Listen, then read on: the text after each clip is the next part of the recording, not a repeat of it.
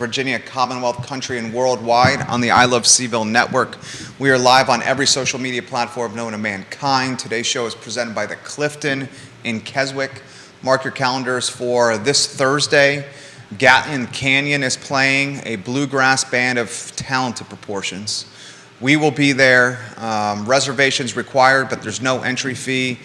Gatlin Canyon at the Clifton this Thursday. A lot I want to cover on today's program. I want to talk pizza. I want to talk development. I want to talk city council. I want to talk housing. I want to talk college football. I want to talk the future of Charlottesville on today's show. Please tell your friends about the I Love CVille Show. Spread the gospel. We work hard for you. The only thing we ask in return is you share the program. I want to wish all our viewers and listeners, all our Jewish viewers and listeners, a Happy New Year. Happy New Year to all you guys. We love you on this network and this program, and we certainly appreciate your viewership and listenership. So first we'll talk housing, and then we'll get to city council. There are 3 spots up for grabs in the city council race. 3. Michael Payne, Cedar McGill, Lloyd Snook. I'm hearing rumblings and grumblings about 2 folks in the city that may be entering this race. We know Mayor Lloyd Snook is going to run for re-election. He made that announcement on the I Love CVille show months ago. We would expect Michael Payne is going to run again for city council. I do not expect Cena McGill to run again. I am hearing, and I wouldn't characterize it as the rumor mill. I would take it a few notches above the rumor mill, notches heading toward the truth fact category. So if the rumor mill is, say, how do I put this in perspective? Let's say like the rumor mill is here, if you're looking on screen, I call it a few slots above. That 2 ladies in this community, I'm not going to mention the names until I can get 100% confirmation. But folks that you know quite well from social media, folks that you would characterize potentially as activists, are contemplating, if not ready to rock and roll, with a push for the 2023 Charlottesville City Council election. That topic coming up on the I Love CVille show. Carol Thorpe, the Queen of Jack Jewett, we love you. Carol Thorpe. Carol Thorpe is as informed as any in this community. We love when you watch the program, Carol Thorpe. I want to talk housing, then I'll talk development and politics, and then we'll talk TikTok with young Jedi Joey Rifkin. We'll talk pizza with young Jedi Joey Rifkin, and more on today's program. First, let's talk housing. I put this in succinct fashion on the I Love CVille Network last night, and it is going viral. In my opinion, there will not be a housing crash or bubble popping because of the following reasons. You can find this on our Instagram, our Facebook, our Twitter, anywhere you get your content on I Love CVille. We're far and wide. From an influencer standpoint, there's no brand that influences more in the community than I Love CVille, and that's fact. It's fact. In my opinion, there will not be a housing crash or bubble popping because of the following reasons. A, Americans who purchased homes before December 31st, 2020 have a boatload of equity in their cribs. 2, Americans who purchased and or refinanced cribs before March 31st, 2022 are enjoying interest rates of 4.5% or lower.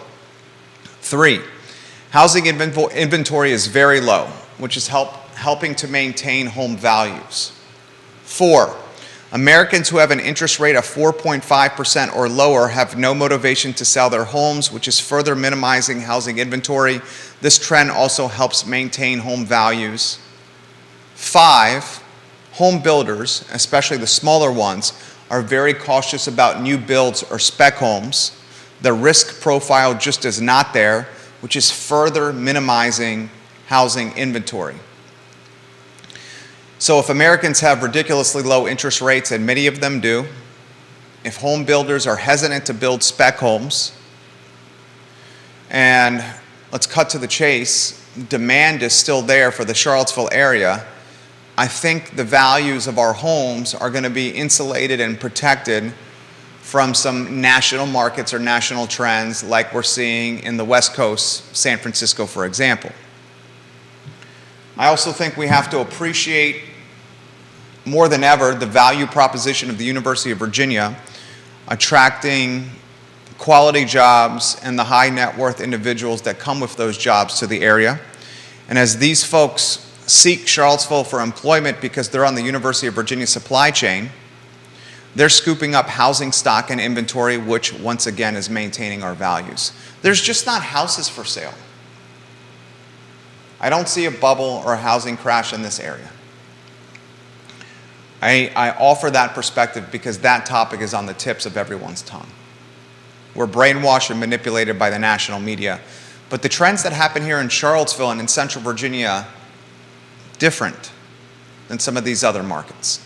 So let's get that positive news out there.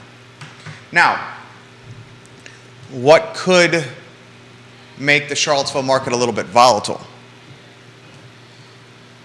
Well, politics. Leadership in Charlottesville City.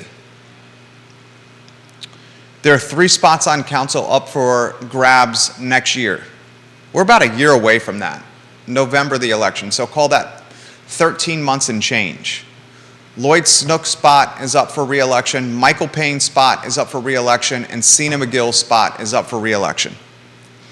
I do not expect Sina McGill to run again. I do expect Michael Payne to run again. In fact, Michael Payne's primary source of income is likely the $18,000 or $19,000 he's making as a counselor here in Charlottesville. Lloyd Snook has made it very clear on this network. He first announced that he will run for re-election. I think Mayor Snook has done a hell of a job. Don't you guys? In fact, he's walking by right there.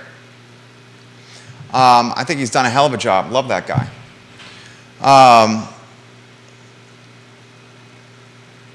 We're hearing rumblings that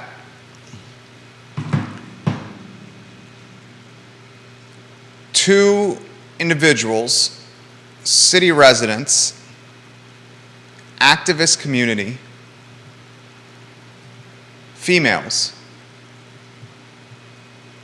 are seriously considering, if not already made the decision, that they will run for council next year. I will not make that announcement of who these two ladies are until I get official confirmation, and I'm working on it now. Regardless, I want to get this percolating in the news cycle. Should these two run, I think they have a legitimate opportunity of not only impacting races significantly, but potentially winning them.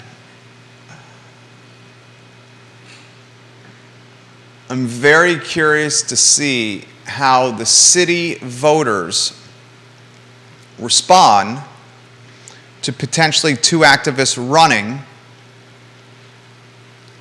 after a 4-year tumultuous tenure from two-time Mayor Nakia Walker on the dais. To be determined. Comments are already coming in fast and furious. Bobby Yarborough, the king of Redfields, is watching the program. He says, I agree with your housing comments. On a related note, I also encourage everyone to come visit the home for sale just next to me on Hayrake Lane in Redfields. That's the king of Redfields. Redfields, I used to live there. One of the best neighborhoods in Albemarle County. Close to everything. Redfields holds its value and appreciates. The house next to Bobby Yarborough not only would be a phenomenal investment, but you got some of the best neighbors in Central Virginia, and Stacy and Bobby Yarborough. DOD. Danny O'Day, all great news for those that already own their homes, but certainly more evidence that those in my age bracket are either getting trapped in rent cycles or being pushed out of the area if they want to. If you want to talk housing at all, young Jedi, and the difficulties of rent and housing, I'm happy to do that. If not, no biggie, I can stay on it. Carol Thorpe, Queen of Jack Jewett, as connected a viewer and listener on this program. Carol Thorpe is as connected as anyone that watches the show. She follows the news in this locality closer. I would say this, Carol, you follow it even closer than I do, and I'm on this like white on rice, like super close, like linen on a pillow, like mildew in my bathroom shower. Carol says, I think we're hearing the same little birdies singing about potential runs for council. My understanding is that one of them is only interested to run with two like-minded others so that this person would begin the term in a presumptive voting majority. Carol, I have heard similar things. And I'll pose this imaginatory scenario, Carol Thorpe. If the two activists that we're hearing through the water cooler chitter chatter or through the Charlottesville City grapevine do choose to run, and if they run on a co-ticket together and encourage their massive social media followings to only vote them in November 2023, the impact of that political science and strategy would be dramatic, impactful, and potentially victorious. I am working to confirm this news. It will be the first reported on or by any media outlet in Central Virginia. I've offered context clues already for those that follow this as closely as we do, for you to dot the I's and cross the T's and put 1 and 1 equals 2 together. Carol Thorpe, I think I've done a good job with the context clues. Would you agree with that? Without saying it directly?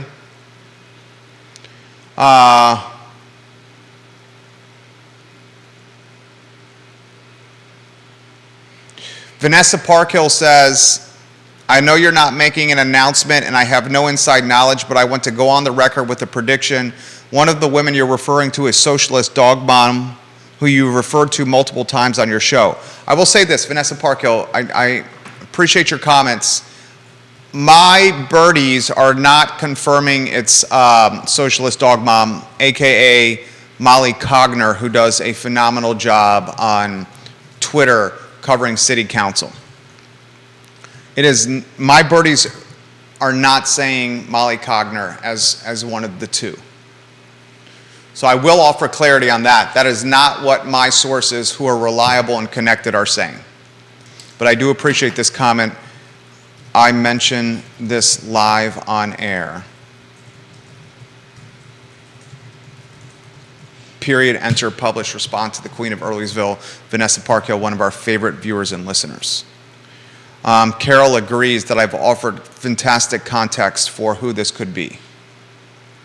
No, Danny O'Day, it is not Molly Cogner. It is not Molly Cogner, DOD. I see your comment here on my Facebook page. But I can see why folks would anticipate or could interpret my context clues as it being her. I think Molly is very much focused, and she's fabulously talented on this. Please tell Molly this. She covers local government better than anyone. She's fantastic at what she does, and I encourage anyone that's watching this program to please support her. Please support her. Donate to her, cover, her Patreon, whatever donation method she has on Twitter, do it please.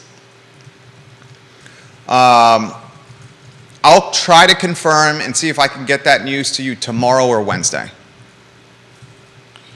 Next topic we can go to the two-shot. You want to go TikTok? Yeah, we can talk about TikTok. Let's get the young Jedi in the mix. Joey Rifkin, say it loud and proud. Joey Rifkin. Your weekend, was it good? Very good. Thought you did a phenomenal job on Friday. Thank you.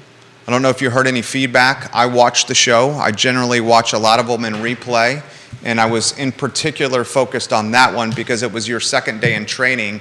Now today, your first official payday. I want to compliment you. I think you picked things up extremely quick. As Judah said, at the end of the day, dude is bright, if not brilliant.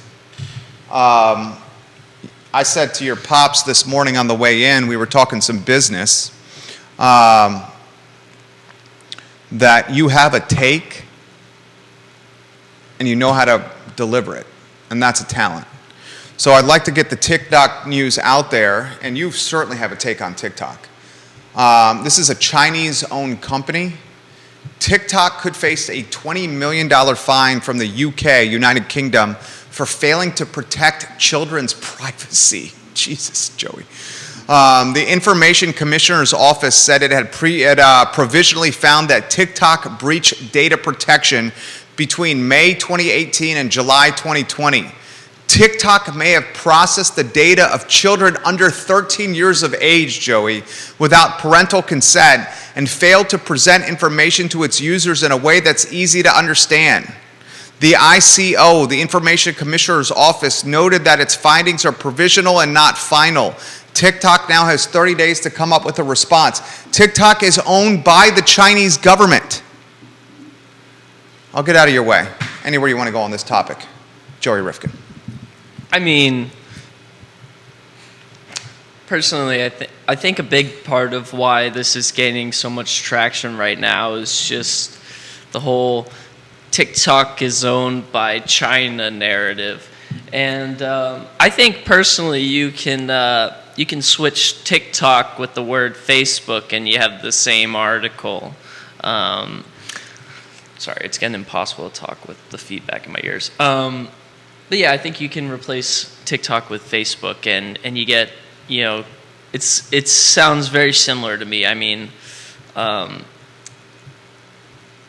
don't think, major corporations that have our privacy data are protecting it as well as China is either. So, and in terms of them not protecting children's data, I mean, again, I think Facebook did exactly the same thing.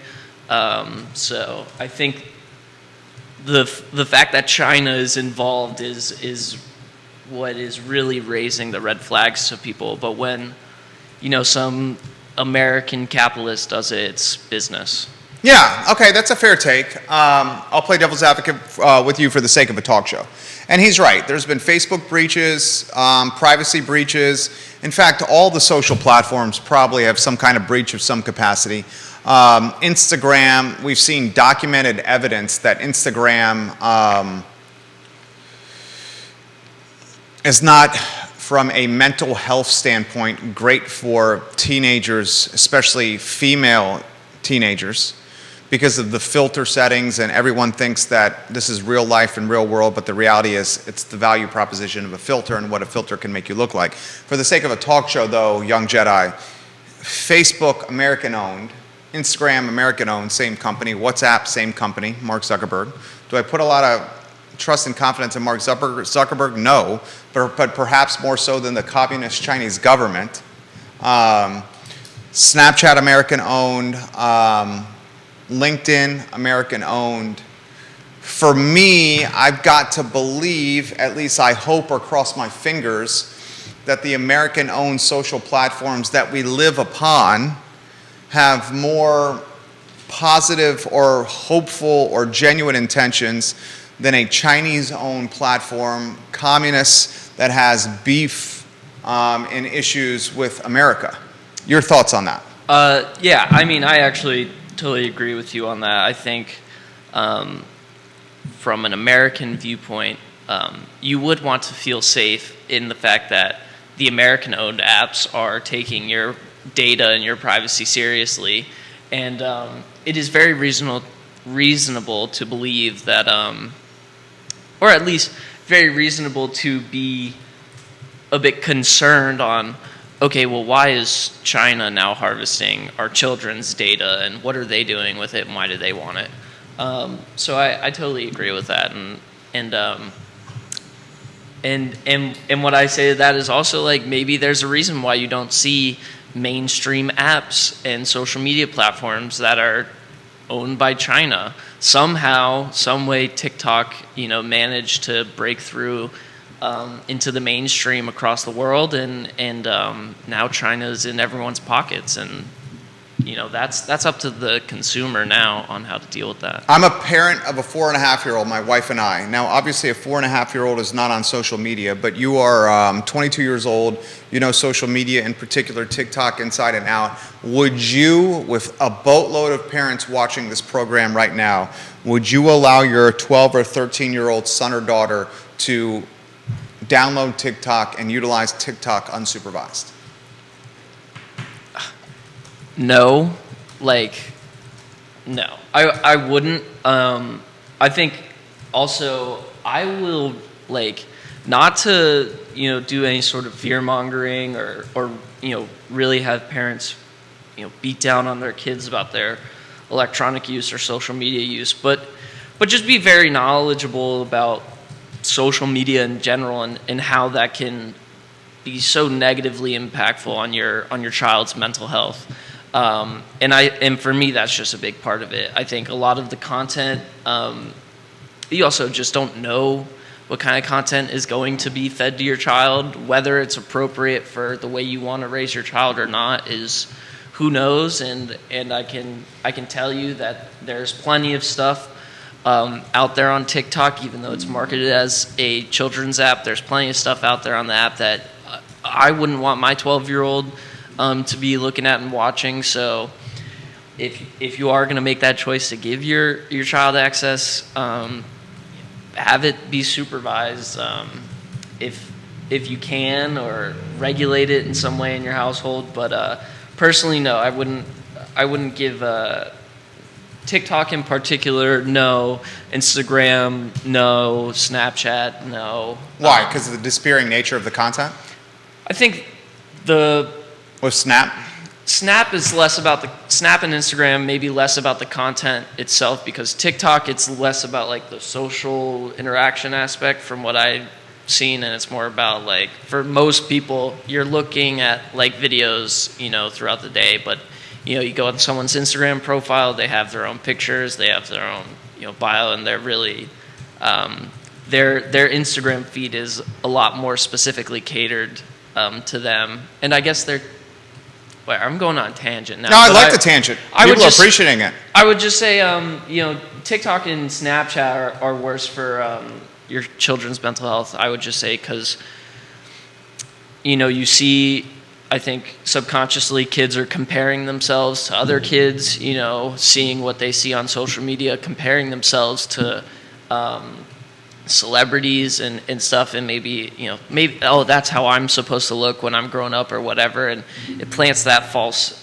image in their mind, and then also, I mean, cyberbullying is a big thing. I mean, people joke and say all you have to do is shut the computer, but I mean, I can't imagine how much that would suck for a kid to come home and deals with bullying at school and then comes home and now has to deal with it on his phone. So I mean, that's part of it. I was talking with a friend of the program, a father, and he mentioned to me that he was getting his oldest a phone strictly for texting and phone call purposes, not web surfing, but you want a kid to have a phone to be able to reach their parents. Yeah. And this particular parent wanted to purchase an Android for his oldest, and the oldest had a meltdown because it was an Android and not an iPhone. And that the iPhone was the status symbol that if he had an Android, he would even feel comfortable utilizing the Android in front of other people. That's how much these have become status symbols. Yeah, I mean, I actually experienced that firsthand. And you did? 100%, I did.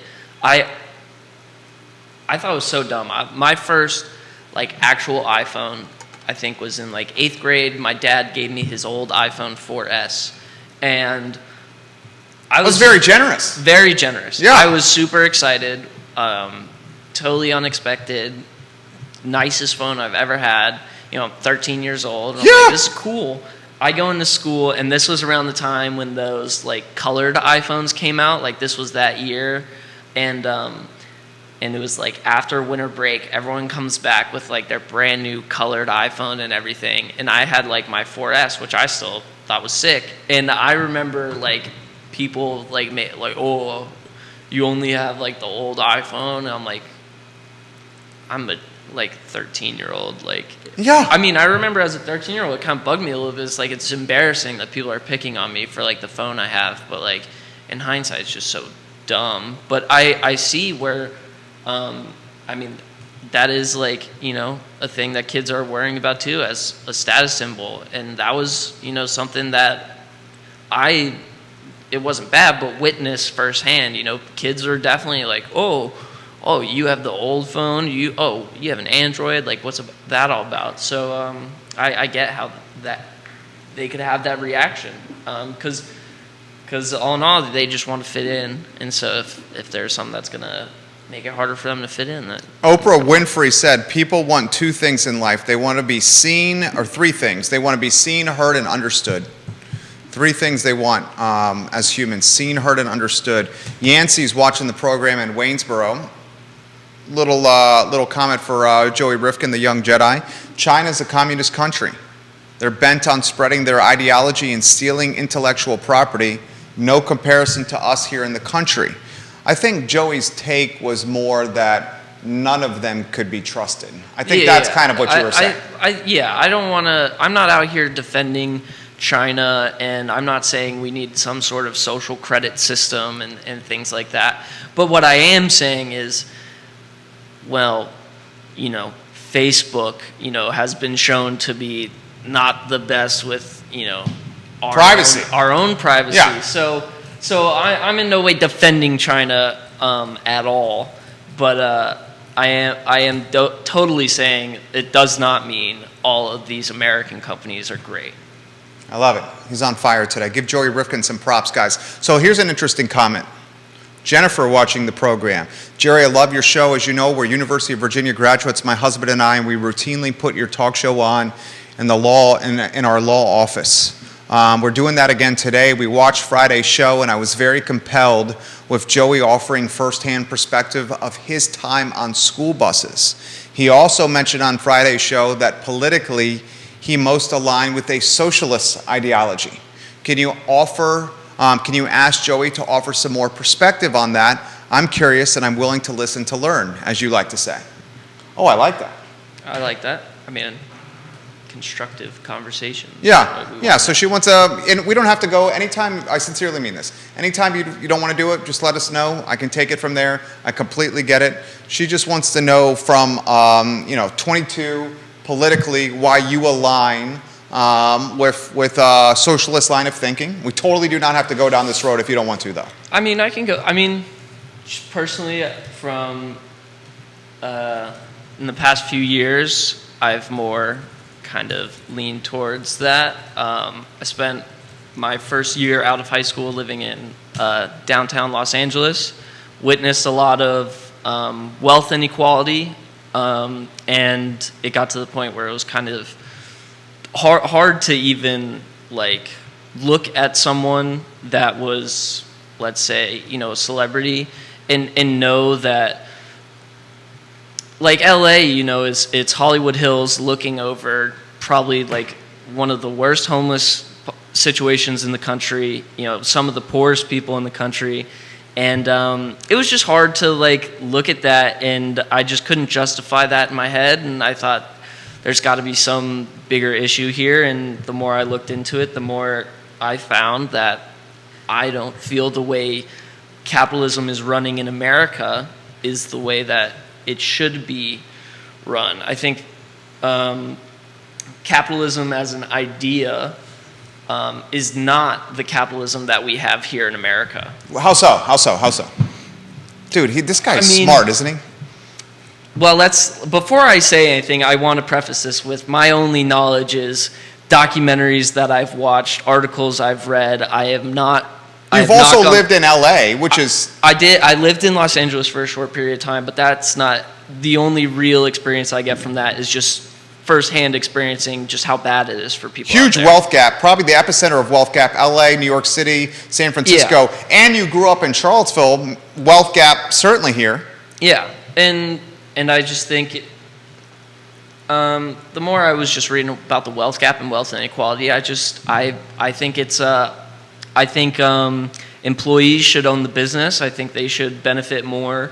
I don't believe in private ownership of certain things, and whatever. I think it was for me. I just saw there was a big wealth inequality, and for me personally, I don't agree with that too much. I feel there are different ways to combat it, but again, I am also highly uneducated. I barely made it through high school. I moved to Los Angeles thinking I could be a filmmaker, so that shows my level of intelligence right there. So, but that's all I'll say, I guess. I will say this: the young Jedi, while showcasing some vulnerability here, I've spent now 3 days and change with him. I find him to be incredibly well-read, incredibly well-spoken, a man who has something to say and knows how to deliver it well. A man that is fantastic on camera and behind a microphone. He literally picked up directing the show in 5 hours. No BS. My wife gave me a hard time for using some profanities on Friday, so I'm trying to cut those out. Evidently, there's a lot of folks that watch the program that are streaming the show on however they get their podcasts with their kids in the car. My wife and son included, so I'm working on that again. But I disagree with you. I don't find you to be uneducated at all. In fact, I find you to be quite savvy, sophisticated with your perspective, and your firsthand perspective from LA, I think, is very tangible and palpable. My brother also lives in Los Angeles, in Culver City. He's got a fantastic job. I won't say who or what he works for, but fantastic job. Great spot. Expensive spot. I'd say probably in the neighborhood of 1.6, 1.7 from a cost standpoint. 1,400 square feet, 3 bedrooms, 2 bath, tiny backyard. Pretty new construction, but right outside his house, you got 8 to 10 people living in tents. Literally outside his house, on the road. Yeah, I mean, I lived... And they could do nothing about it. No, and I mean, I lived in downtown Los Angeles, which anyone who is from Los Angeles, if Judah was here, I'm sure he'd have something to say about it. Everyone in Los Angeles knows that downtown is not it's not like Manhattan. It's not, what you imagine when you think of the downtown of a city. It's not the place where you want to be. Well, how would you describe downtown Los Angeles? Well, I mean, a big part of downtown Los Angeles is Skid Row is right in the middle of it. And so... What's Skid Row? See, look at that. He's educating us. I don't know what Skid Row is. For people who don't know what Skid Row is a sectioned off part of Los Angeles County. It is in downtown Los Angeles. Specifically, I mean, I don't even know how it even works. It's just abandoned storefronts, abandoned buildings on the middle of this city with these massive buildings, and it's just homeless people with severe mental illness just wandering the streets. You'll know exactly when you're in Skid Row because there's literally walls. The street lights are specifically a different color so that it's closely resembles a prison yard. The street lights are literally a more fluorescent, bright white color than a dark yellow color. And it's bad. It's really sketchy. And all around downtown Los Angeles, there's about 1 block where you're cool walking around until 10 o'clock at night, and then it's you really don't want to be walking around too much farther down there. And it's weird. I mean, we were paying $3,400 a month before utilities for a 1,100 square foot, 2-bedroom apartment between 4 guys. Man. And we were like on the second floor. 2 dudes per room? One dude, one room, one dude, the other. One guy had like a bed set up in like this side, like closet. I don't even know how to describe it, but there was probably like a 100 square foot like little section in the corner that he put his bed in. And like the breakfast nook. Yeah, exactly. And then the other guy slept on the couch the entire year. And then the guy who slept on the couch was paying rent? Oh yeah, I mean less than all of us, but he was still paying rent. And did you get a room? I got the room. Yeah. Okay. I had a room, but literally the street next to us was just a line of makeshift tents. And once a month, the police would come. They would call it moving day, clear them all out. Within an hour or a day, they're all back. And it was bad. I mean, you'd walk around at night and you'd just see people sleeping everywhere. Every overpass, there's just a bunch of people sleeping. So it was, yeah, it's everywhere. I mean, it is everywhere except Beverly Hills, Rodeo Drive. They're really good at cleaning up that area. But I mean, so this helps shape, and understandably so, viewers and listeners. Dude's offering, again, genuine and humanized and personalized commentary, which I think makes Joey Rifkin fantastic broadcaster. I'll get to comments, and Joey is killing it. Danny just put it on the feed. Joey is killing it right now. People have questions for you, coming in for you. So we want to tie this to Charlottesville. Okay, we want to tie this to Charlottesville. There is undoubtedly, Joey, a momentum in Charlottesville. Whether people love it or hate it, it is real and it's happening. A socialist movement is happening in Charlottesville. Mm-hmm. And it's very much for similar reasons that you are identifying. The haves are getting more and more and more, and the have-nots are getting less and less and less. And we're seeing it with housing, where COVID has made real estate more expensive than ever. COVID is depleting the collateral damage of COVID. The collateral damage of COVID has depleted what a lot of folks see as public utilities, public schools. School bus drivers we covered extremely well last week. Teachers are quitting. School bus drivers are quitting. I got a great stat for you. Public school system in Albemarle County public school system. What was always seen as the most prestigious public school, high school in Albemarle County? Western Albemarle High School. Yeah. Coming from Albemarle, I'll say that's debatable, but yeah. Okay. But test score wise. Yes, yeah. A lot of people called it Stab West, Western Albemarle High School. When the enrollment in Western Albemarle High School and in Henley Middle School, the enrollment is dropping. And I think that says a lot. It's a microcosm of what the public schools are going through here. So there's undoubtedly this socialistic movement or momentum that's happening locally because the haves are getting more and the have-nots are getting less. The public schools are being depleted. I covered last week where if we're not careful, the public schools, if we're not careful, will be a bastion or an epicenter for families on the financial margin where the middle class, even lower middle class and up, will be going to private schools, and that's what no one in this studio wants. We do not want that to happen. So we're seeing that movement in Charlottesville where socialistic ideology is gaining momentum and speed at a pretty great clip. Tied to Charlottesville.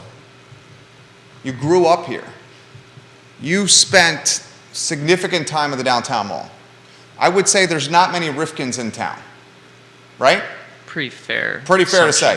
Folks know at one time your dad, who I'm a huge fan of, owned the Nook, ran a boatload of restaurants, owned the College Inn. Talented man, Renaissance man, if you may. Yeah. So you know Charlottesville. Yeah. The College Inn kind of ties into my point, actually. Go. Oh, dude, if you make the point I think you're going to make, you're going to hit a freaking grand slam right now. I think I might be making the point. I mean, so for context, the College Inn had been around since 1953. 9/7/2710. College Inn kept me alive in college at the University of Virginia. It was either meatball subs, Italian slubs, slices of cheesecake, the freaking pizza. I don't even know my wife's phone number, but I know 9/7/2710. Can't forget. Well, you can now because it doesn't exist. Your point is going to be good. I know where you're going to go now. But anyway, so the college hadn't been open a very long time. My dad had only recently came into the picture about 4 or 5 years before. Long story short, COVID comes around. Our lease is up, and looking to. I don't want to go into like too much detail, obviously, but lease is up. Need to renew the lease, but business doesn't have enough money to pay what we need to pay. So still in the middle of a pandemic. Let's see, what was it? 89% of small businesses couldn't even get like PPE loans anyways. So thankfully we were fortunate enough to get some, but we had already completely gone through it by that point. Still had over 20 people on payroll at the time. And long story short, landlord just wouldn't back down, wanted the price he wanted, and good old multi-billion-dollar corporation with multiple locations in Charlottesville already. Chipotle walks in, doubles our offer for rent, and that was the end of the College Inn right there. And they doubled it? I mean, something like that. I don't know the exact number, of course, but I'm going to say, they were... And they pumped a boatload of money into rehabilitating the building. I wouldn't say... I don't know if they doubled it. That's probably... I'm sure my dad would actually rip into me for saying that because that's probably fairly inaccurate. But I believe he's watching now. No pressure. They definitely were willing to pay more than we could afford, and that was obvious. And not only that, they spent over $1 million in refurbishing the entire building.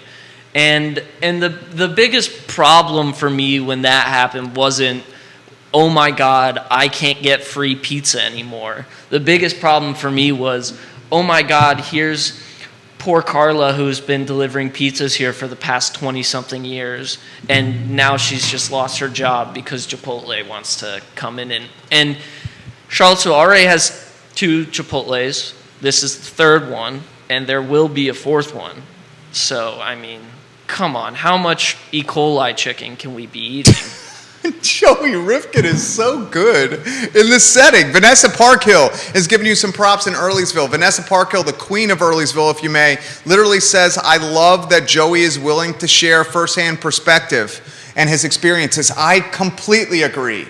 And that's what humanizes, personalizes, and localizes broadcasters and shows like this, where they're able to share real-life stuff. Carol Thorpe, Jack Jewett, says this, I have yet to see her addressing you.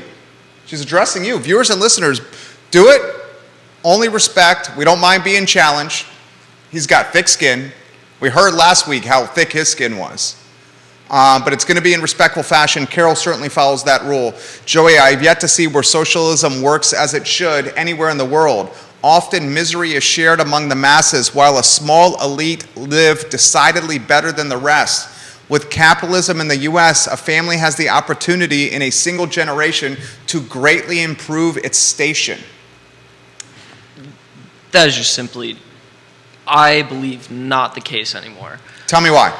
I think you take any person in 2022 that is born below the poverty line, okay, which is a lot of people nowadays, and you track their progress for the next 40 years, I personally do not think that they are going to be able to turn any sort of new leaf and, suddenly become financially, free.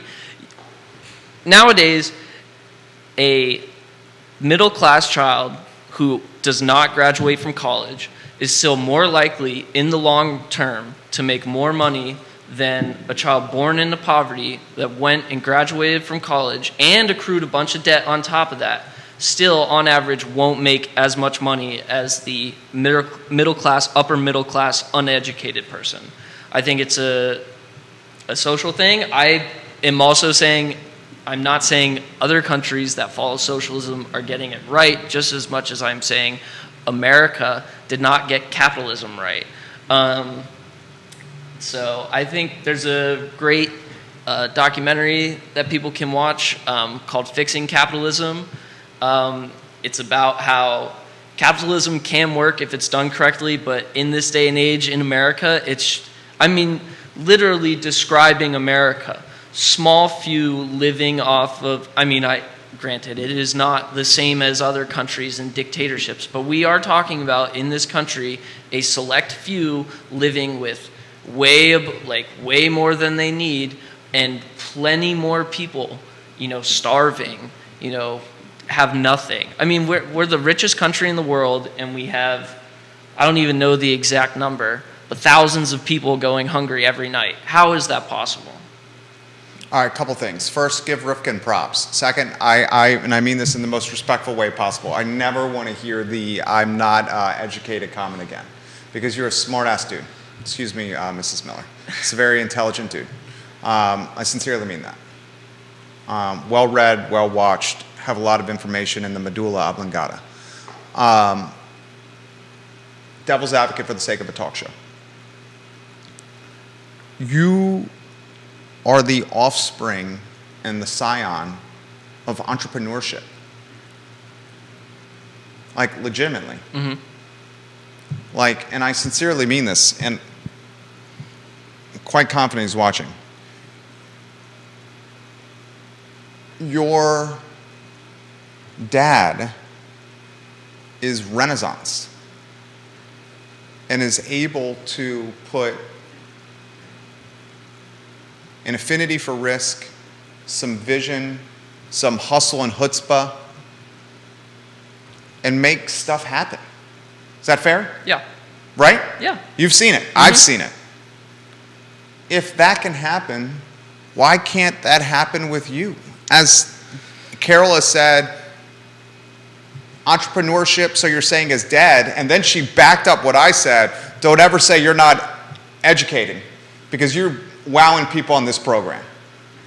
Why not take the same take? Dude, 15 years ago, this company is 15 years old in May. And when I launched this business, I was doing 6 days a week of talk radio on ESPN, syndicated radio, North Carolina, Tennessee, Virginia, and into the DC area. I was doing 2 TV shows on NBC 29, The Jerry Miller Show and Varsity Lights with Jerry Miller. Was running a website where I was publishing content every day and putting content in the newspaper every day. It was in 2007, probably in the $70,000 to $80,000 range, take home. Now I'm offering really vulnerable stuff here, okay? Which is, you're bringing it out of me. Mm-hmm. Props to you. 70 to 80K, 2007, 2008, single man. 2007, 2008, Charlottesville, Virginia, 70 to 80K. You're doing pretty much what you want. Yeah. And I said, literally, F it. I'm going to give all this up because I want to go into business for myself. I walked into the villas at Southern Ridge, the condo I own, it's a rental property now, and opened the door, and in this condo, 1,200 square feet, was my mom and dad, my girlfriend at the time, and 2 inner circle friends, and they were strategizing for an entrepreneurial intervention where they were pleading for me not to do this. And that just drove and motivated me even more. The first 6 months of launching this company, I had legitimately 0 clients. And the life savings that I had, which I believe at the time was $28,000, was dwindling to next to nothing. As a result, I was going to the Panda Garden Buffet on Emmett Street. Where's the Panda Garden? It was Carmelo's, it was a kebab shop. The one on Emmett Street, kind of across from the Taco Bell, there was a buffet. And I would go there for lunch. And when the ladies weren't looking, it was like a $5.95 lunch buffet then. When the ladies weren't looking, I had the Ziploc bags, and I was literally taking food off my plate and putting it into Ziploc bags, and putting that food in my pocket for food, not only for me, but for my dog Lucy, that day and the next day. And when I wasn't doing that, I was getting double cheeseburgers from McDonald's for like $1.04 because that would hold you over for a long time. Long story short, our second client was Andy McClure, Citizen Burger Bar, the Virginian, the Biltmore, and he took a chance on us, we delivered, and then the business started taking off. The point I'm going with this here, and I'm going to throw it back to you, is if you bust your tail and you grind and you sacrifice and you work 90 hours a week, and you hedge risk through hard work and through a good network, then you can make something happen. And I look at you and I see someone that is way smarter than I was, who just needs a little bit of luck, maybe a little bit more confidence, which I think you're getting being around here, and a passion to pursue.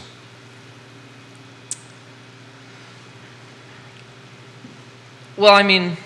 And you do that, I think the world's I was about to say. I think I stopped. I think the world's your oyster.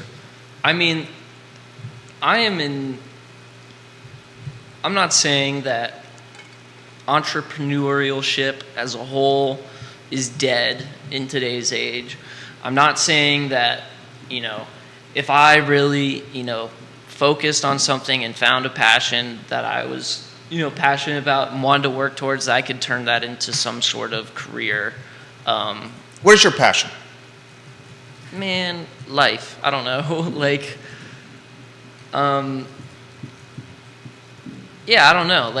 I back to what you were saying though, real quick. I just personally don't think that the opportunity is there for everyone to just,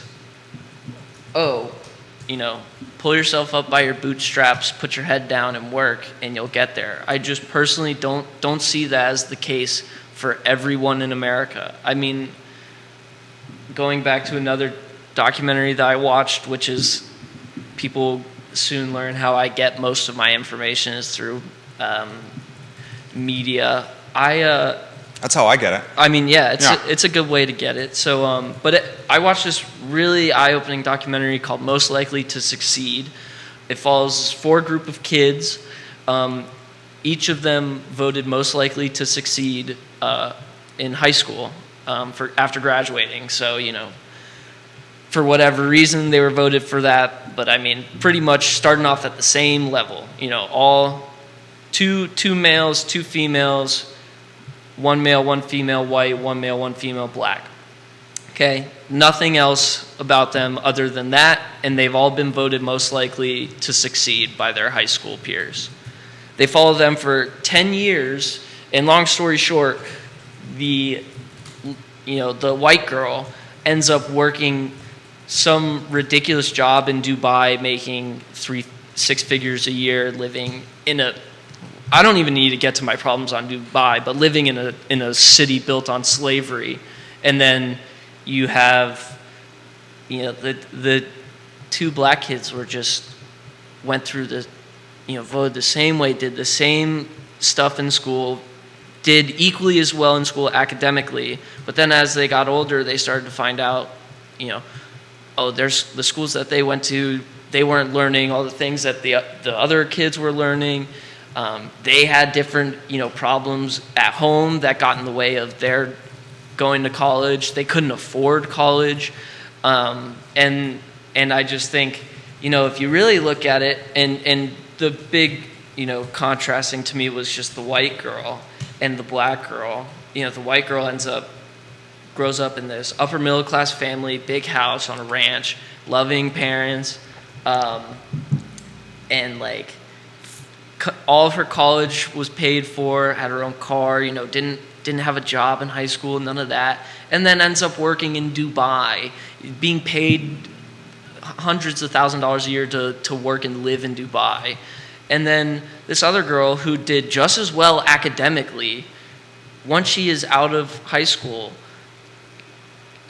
eventually flunks out of college because she can't pay for it. It takes her about 7 years or so to finally get her degree. At one point her mother gets very sick and they can barely afford it, and then her mother passes away. Now obviously those are things that are out of anyone's control and can happen to anyone, but I just think you look at those two people who both coming out of high school on paper are at the same level, but then you look at the end product and, the other girl was trying just as hard. If not, she might have even been trying harder, but just because, the ends doesn't show that.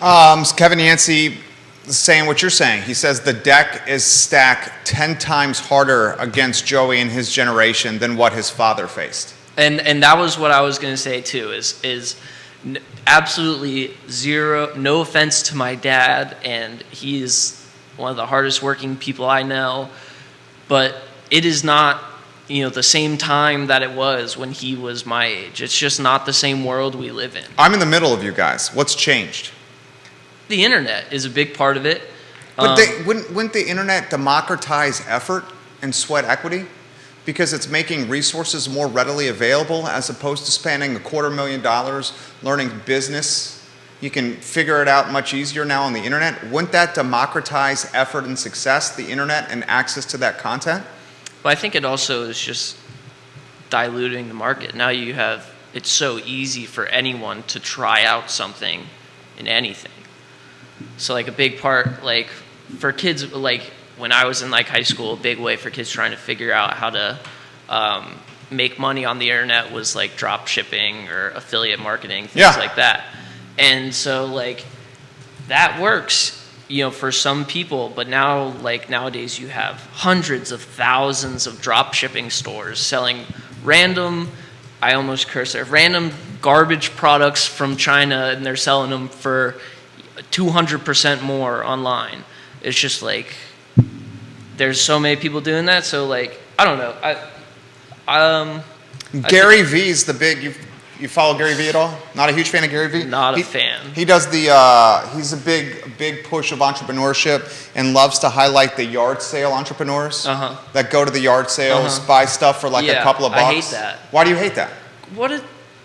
Because do you think he's taking advantage of the yard sale? I don't even think it's not even that he's taking advantage of the yard sale. He's taking advantage of the yard sale people, and then he's taking advantage of the people who are trying to buy something off of them from eBay. Let me go to this person's house.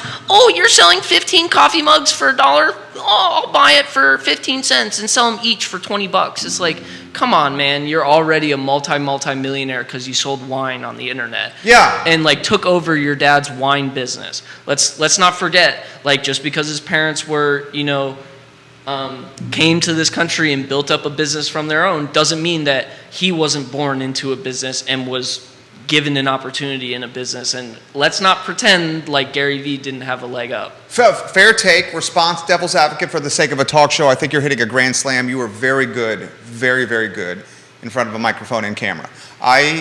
Devil's advocate, sake of a talk show.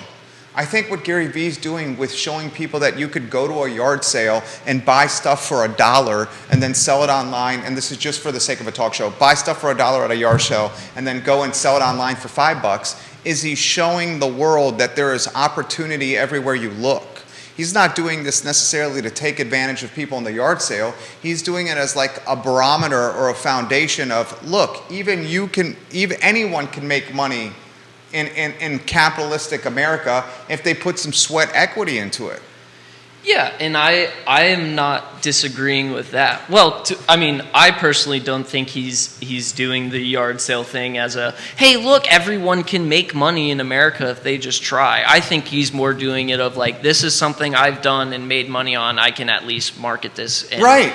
But I don't show agree people with that they can do it. I don't agree with that. Because you feel like he's taking advantage of people, but that's what people are willing to sell the stuff for or pay for. Like a pizza. Let's talk. We wanted to talk pizza. We may have to keep the pizza topic for tomorrow. We can bring pizza into this. Yeah, like pizza. College Inn sold pizza for how much? For a large pepperoni? You'd have to fact check with Stu in the chat, but I'd say like Stu, how much was a large pepperoni pizza? I'm gonna go 16. Lampo, okay, let's see what Lampo's doing. Lampo menu. So you large pepperoni. Well, Lampo only has one size though. Okay, and it's smaller than a large. It's way significantly smaller. Right? Order online. Scott Airworth, you're watching. How much was the Hellboy that you brought to us on Friday for Joey, Judah, and I to eat? Multiple people are asking where Judah is. He's working on his Sunshine in the Outer Banks for the week.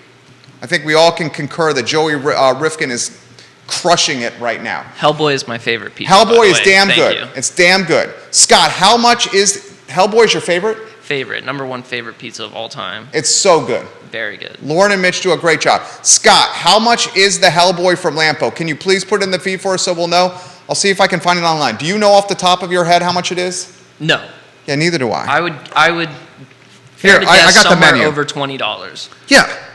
Okay, so the Hellboy it's listed as 18. The pepperoni, and it's smaller.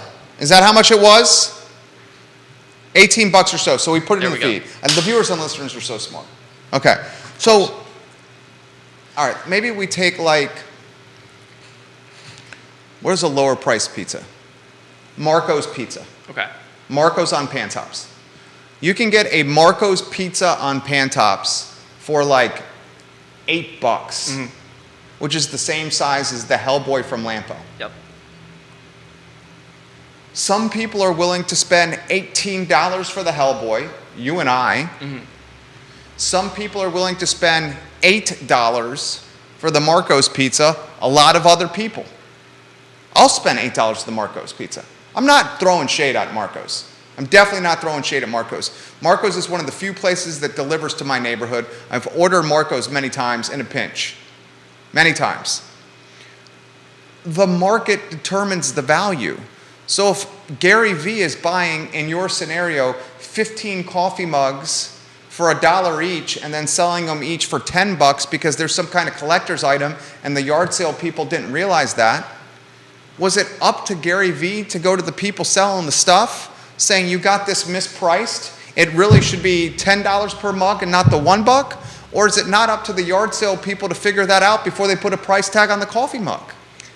I mean, I totally agree with what you're saying there. It's not Gary V's job to walk up to these people and say, hey, you're getting screwed over by selling this for $1 when in reality it's worth 15. But I guess I just can't look past it. You see it's disingenuous? I just see it as disingenuous and just kind of like, maybe it's just because he like runs up out of his like Range Rover and the guy's following him with a camera and like gets up all in these people's face who are just like trying to clear out some. So maybe it, getting on Gary V isn't more about a whole thing, and it's just like the situation itself with his yard sale videos are cringy, and I feel a little demonizing to the people just trying to get rid of like some extra clutter in their house. But I will go on to say is the people who are finding what is selling the most on Amazon and then going on to AliExpress and finding that exact product that they can buy for 85 cents and then sell it on Amazon for $5. Screw those people. Like that's a problem I have. And like it's unnecessary. You're creating an unnecessary middleman, and you're just selling more and more useless garbage that the world does not need. How is that, devil's advocate, sake of a talk show? How is that any different than buying a dozen eggs, a pack of cheese, and a loaf of bread for $3 and selling brunch menu items for $16? Because brunch menu items has more overhead costs than just buying an item, taking it to your, and in some cases with these online drop shippers, you aren't even interacting with the item at all. You're just doing it all from your computer. The order comes in, you place the order from the producer, send it straight there. You're just an unnecessary middleman that doesn't touch anything but the money. But when you go buy items for a restaurant, it's completely different because those items have to be prepped by someone and then to be made into whatever is being ordered and then cooked by that person. Well, that person has to be paid an hourly wage. So that is going on to the restaurant's total overhead. And I mean, the cost of a food item at a restaurant isn't just for oh, the ingredients cost us this much, this is how much it goes on the menu for. Everything on the restaurant menu is made to make money so they can pay their rent, their electricity, their employees, their produce guy. There's a lot more cost involved in your brunch item than some. I'm trying so hard not to curse when I'm talking about these people, but then just like some little like 15-year-old sitting on his computer selling items on AliExpress, like from AliExpress to Amazon, it's not the same as an entire business running with multiple employees that need to do something to create the product. Joey Rifkin is crushing it right now. Viewers and listeners, is he not crushing it right now? Kevin Yancey asked you this question. If you went into a grocery store and you saw the steaks were mispriced, would you take the pack of steaks to the grocery store manager and tell him to fix the price before buying them, or would you buy them at the mispriced amount? Well, it depends on what the price is. That's for sure. I mean, if it's mispriced cheaper, I'm definitely not. Would you take it at the mispriced amount? I mean, how would I know? I guess his point is that then not disingenuous? I mean, his point then is it is disingenuous if you are going to take it. And so, I mean, but also you're going into a grocery store with knowledge on what the products cost. So, like, if you are going into the grocery store with that knowledge, then, you know, and I guess, you know, to agree with Gary Vee, he is going into these yard sales with knowledge of what these things cost. He is. There are plenty of people out there that know what baseball random types cards, of coins are worth. Yeah. I see plenty of videos on the internet of, oh, look for this certain penny. 100%, me too. And you have so much change around your house. Who knows? You might have a penny that's worth $5. You know, to you, well, you know, it's a penny worth $5. I'm not going to go fucking looking. Sorry, I'm not going to go looking for it. But you know, if you're someone who has the knowledge of, oh, these are the coins I need to look out for, and you find someone selling a change jar. I don't think many people sell their jars of change, but let's say you're at a yard sale, someone's got a jar of coins, and they're like, this is $10 worth of coins. You want to give me $10 for it? And you know, oh, well, there's an opportunity for there to be a valuable coin in there. Let me get it, and then see what I can get. I would feel, you know, then that is a leg up on you. So if you are going into a grocery store and you know the cost of meat and you know that this steak is mispriced and is cheaper than it's actually worth, then if you have that knowledge, you do have a leg up on the other buyers and you can buy that. But when it's, you know, a grocery store and you're buying a mispriced item, or you're going to someone's house, seeing something that they have that they are personally selling, and you know for a fact you can sell that for an exuberant amount more, seems a little like, could you imagine, let's say you go to a pawn shop and you give this guy whatever you're pawning off, a pair of shoes, whatever. And I saw at Snooki's on the downtown mall, I saw a guy pawning a chainsaw. I mean, you can pawn anything. Yeah, you can pawn anything. As long as it has value, you can pawn anything. He's exactly right. Finish your thought. But so let's say you bring in a chainsaw right to the pawn shop. The guy goes, "I'll give you $50 for his chainsaw," but he knows this is some call it a steel chainsaw, probably $2, Yeah, something, you know, that whatever, something that someone's looking for, and he sells it for $500. That's gonna make you feel really bad if you find out that this guy screwed you over. Unless the guy who had the chainsaw needed the $50 really bad and couldn't find that $50 anywhere else. Like that $50 was how he kept the electricity on for his family in the winter. And to that I would even say, screw you to the pawn shop guy who screwed the guy who needs the $50 over out of more money. Well, was the pawn shop guy just supposed to give the guy $50? And that's why I am a socialist, because I think we should, you know, it shouldn't, the bottom line shouldn't be how can I make the most money. In my opinion, I would like to take other people's social needs and their situations into account when I am doing business. This has been a great, fantastic talk show. We literally were not planning on this whatsoever. We had an agenda that was going to include pizza, the UVA football game, and a bunch of other stuff, which we will save for tomorrow. But you, the viewers and listeners, are helping change the discussion, and he and I are adapting on the fly, which speaks to his gift and talents behind a microphone and a camera, that he can do this literally on the fly. The problem with equitable wealth distribution, which is what you're talking about.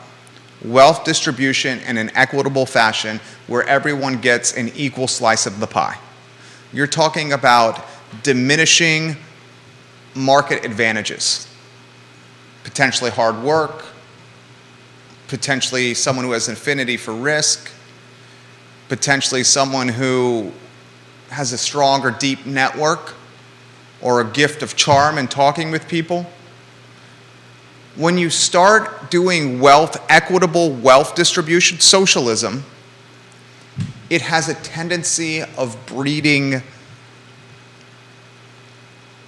choosing my words carefully here, because complacency, laziness. Okay, you said it. I didn't say it. I knew what you were thinking. You said it. I didn't say it. Yeah. Complacency, laziness, unwillingness to grind. Mm-hmm. And the people that grind and put the effort in and have the hustle and chutzpah are the ones that create the jobs for others, that are able to take a flyer on a 22-year-old that's a product from the Albemarle County Public School System that may not have an advertising agency experience, but bring them in, allocate the opportunity cost of another paid employee to train that person, and then put them on the payroll for a week while one team member's on vacation. That's what happened here. I mean, yeah. That's what happened here. Yeah. So if I knew that I was just going to get equitable wealth distribution, everyone's getting, say, $50,000, why would I have done that with you? I would have had no reason. And then jobs wouldn't be created. And new opportunities for people wanting to try new things wouldn't exist. I mean, bring it back to your pops. Has got some balls, started some businesses, and created some jobs for people. That is not going to happen when everyone's getting the same amount of money or the same slice of the cake. Show's back on you on that. Well, I totally agree with that. And so that's why I think, economy just as a whole is such a hard thing to talk about, because it's so hard to wrap your head around, and how can this work out for everyone?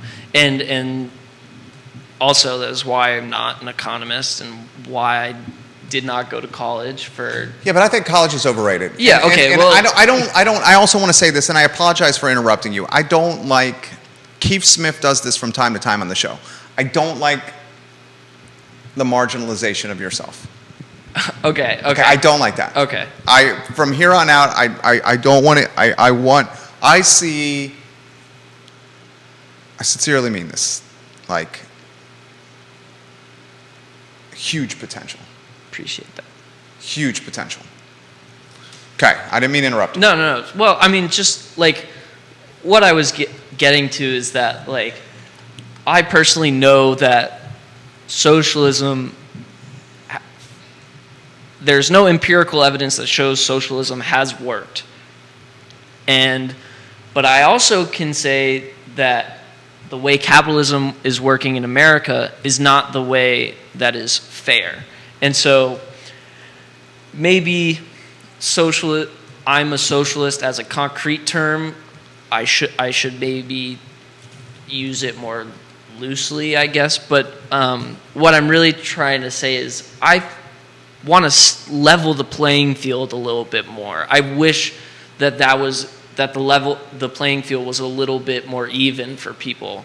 I just think nowadays it's way too easy for a rich white kid to sit in his house, start up any sort of brand on his iPhone, and start making money off of it than a poor kid somewhere else. Why? I don't know. Why is it easier for a rich white kid to sit at his house and start a company from an ISP when compared to a poor white kid, or a rich Hispanic kid, or a poor Hispanic kid, or a rich black kid, or a poor black kid? Like, the internet and capitalism does not care if you're black, white, Puerto Rican, or Haitian. What the internet and capitalism do care about is effort and innovation and grinding and figuring out a problem or a need for a customer and filling that need or niche. Dude, this talk show, this network here, we launched 6 years ago. I was like, what happens if we take content about Charlottesville and put it in long form fashion on social media? My wife in Judah 6 years ago literally said, do not do this. Do not spend, you see the setup. 3 big screen TVs, 3 Apple TVs, this table, these chairs, 2 Apple computers, these cameras, the soundboard, all this stuff is probably 30 grand. All this stuff here is probably, the lights, that light bulb, these light bulbs directly above us are $110 each. Like, all this stuff is probably 30 grand. Judah and my wife said, do not do this. And it just made me want to do it more. And we were right. And it proved to be right. Like, I don't know. I think you're, go ahead. Why don't you go? Yeah. Well, I just think.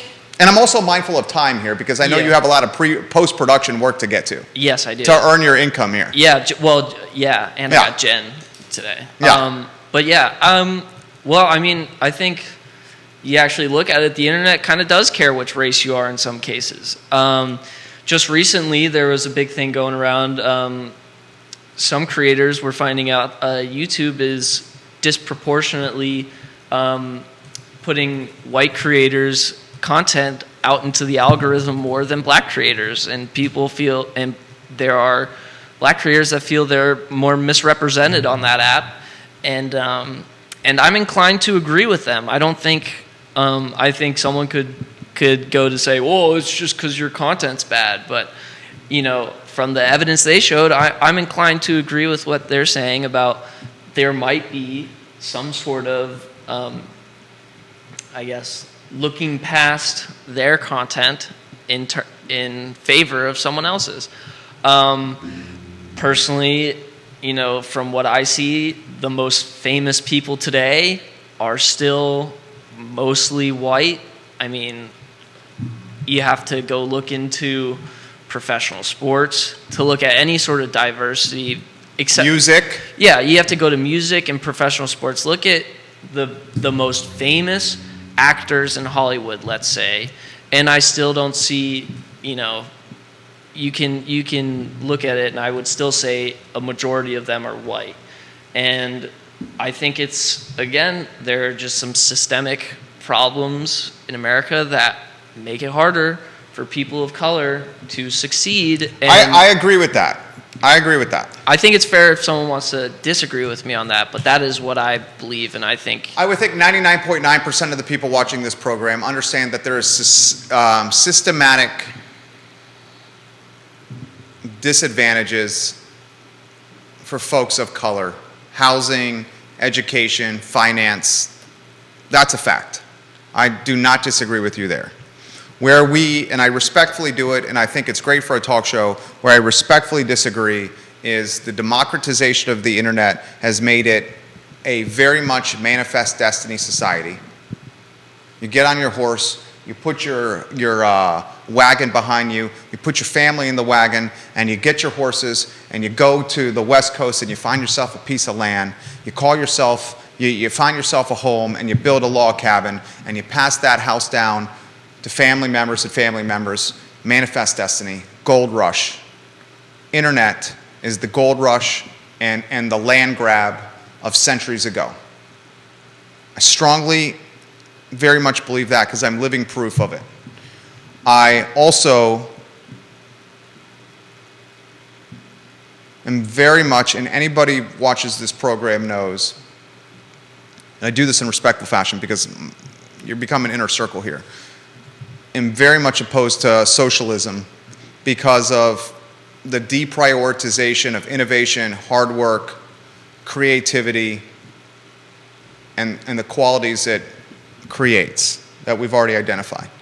For the sake of time, because there's post-production work, and I got to get 3 contracts out, and I already told my wife I'm going to be late coming home to the house today and missing my son's bedtime, which crushes me because I have work to do.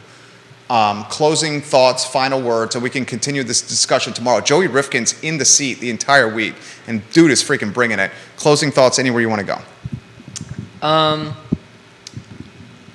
Just closing thoughts. I think socialism as a whole, probably there's no room for it in America, and definitely not in any near future. And I also totally agree with the negatives that come with socialism. I would counter that with what great innovations have come out of capitalism in the past 10, 15 years. And I would also,